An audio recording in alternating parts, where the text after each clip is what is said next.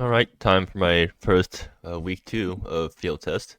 First game of week 2 of field test. So I've actually have a new deck now, and yeah, there's been some card changes. But right now I'm playing Bant Gods, or I mean that's what I'm calling the deck, but it's not really Bant Gods. But like it has the Yorihime package. But, like my plan here is that I'm trying to use this Become Immense that has affinity for basic lands, try to one-shot people with Yorihime. Let's see if it works. And that is a one-lander of dubious colors, so I guess I'm mulligan this. Yeah, and also Mika got nerfed. The treasure making mode only happens if your opponent has more lands than you, which is probably what it should be, but it does suck for my deck because it reduces the ability for me to have a lot of early artifact token density, and also reduces. Did I roll first? Okay, well, cool. So anyways, what do I keep here? I guess I don't need Byakurin. I don't need Byakurin if I already have Yorihime, so yeah, I bombed that. So Living God's Charm is a card that got added in week 2.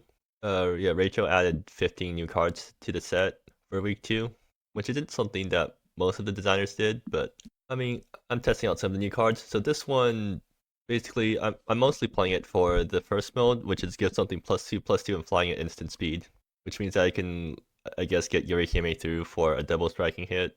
Like this whole plan is just going to fall apart when Yorihime gets instantly removed when it comes down. I mean, like I still go up a card, or I mean, I'm still even card wise when that happens. But okay, well, I need a land draw next turn, or else this is going to turn very ugly. So they're playing a bunch of stations. Interesting. And they're just passing with Planeswalker. So no counterspell man, and this is not yeah, this is not going well for me. Maybe I should mulligan down. But what are they like? I'm pretty sure it says sorcery on the card, and I don't think and I think my Oracle is updated. So yeah, yep. So if I top deck a land next turn, I guess I still could have a chance. I do need to run out exploitable and then hope that I get more good stuff. Well, I mean, at least the stations means they're playing one turn behind mana wise, and there is my land. Cool. I guess I can't complain too much. I'm not playing. I mean, I kept a one lander.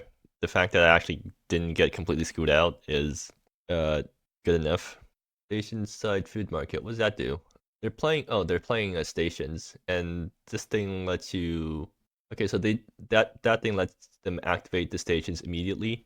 I mean, not like it lets them cast the tail side of the stations for free, which yeah makes the stations mana fix themselves immediately. And what are they all from the same? Yeah, they're all from the same set. I guess someone is running or someone is adding stations to their set. Wonder what the station payoff is.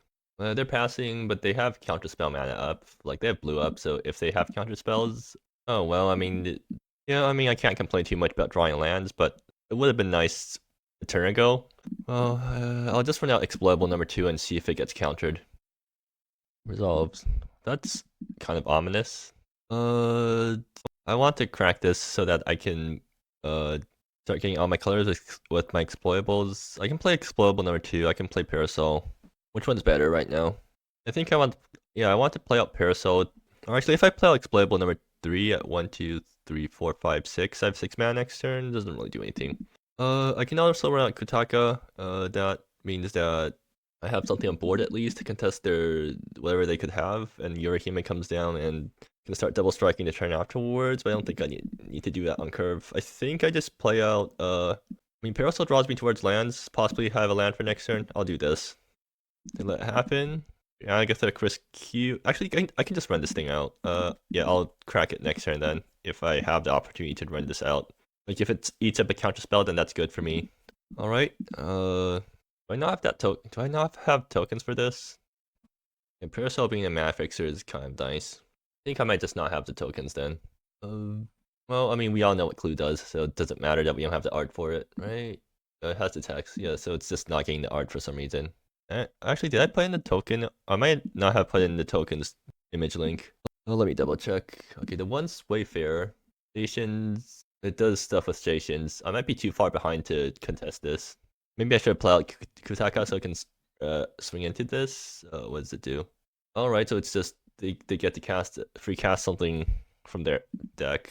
Virtual library for I mean it is 5 colors, but I mean like MSCM 0 just got nerfed recently because turns out searching your deck on a Planeswalker is kind of busted even if it's a 5-color thing.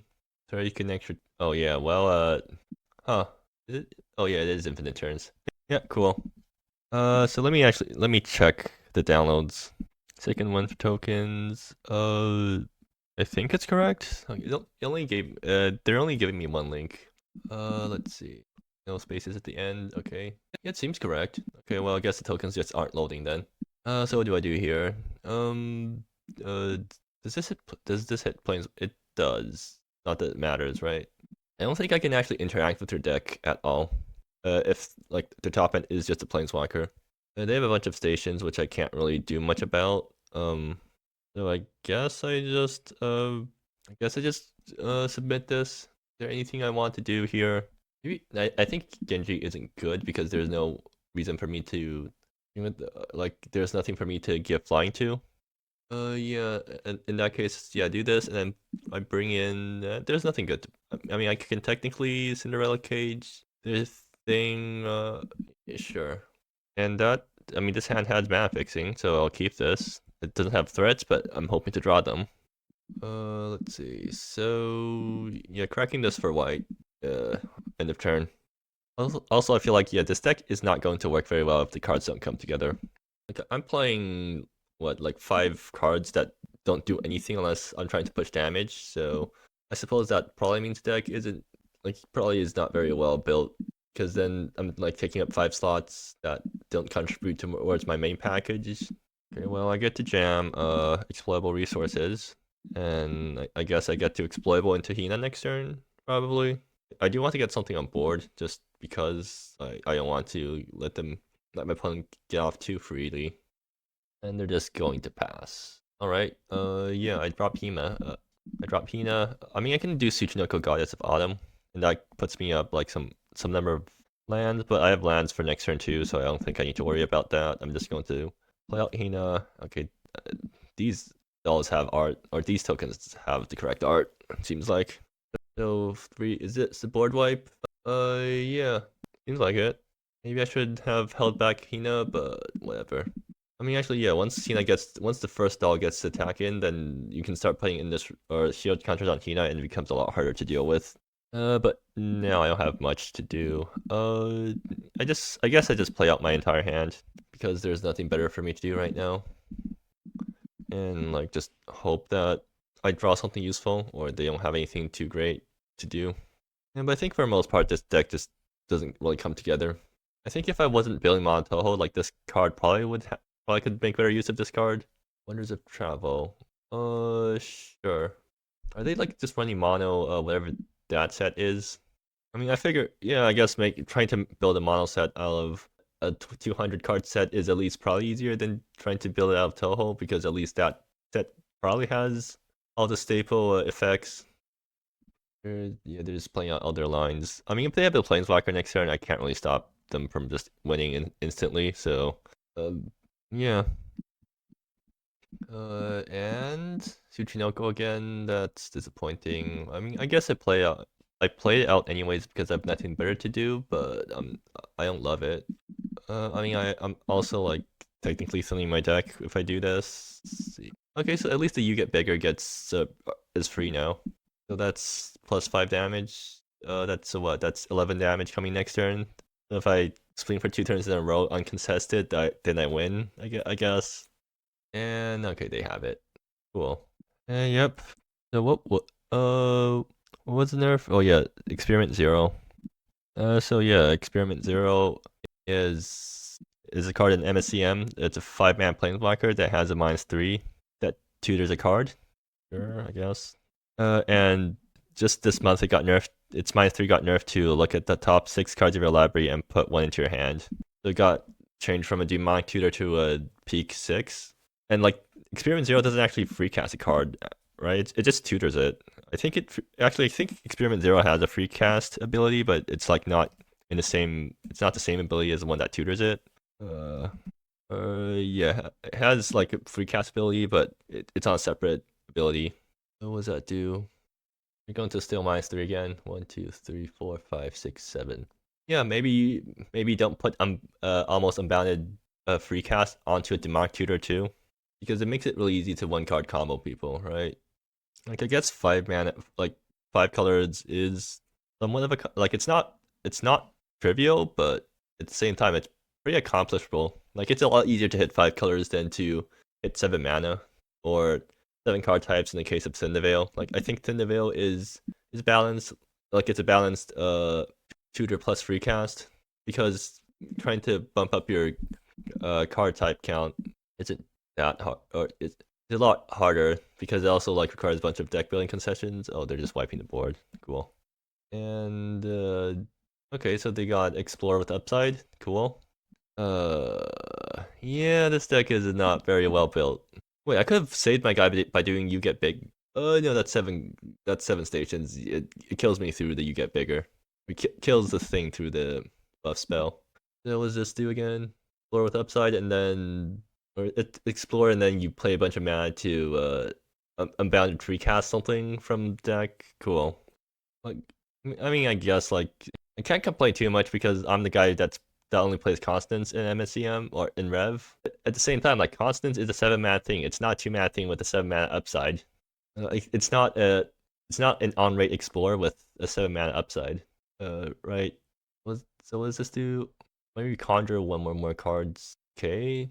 Lots of text. I'm not going to read all that because I'm pretty sure I've already lost. But so they're putting counters on stuff. Conjure duplicate target land.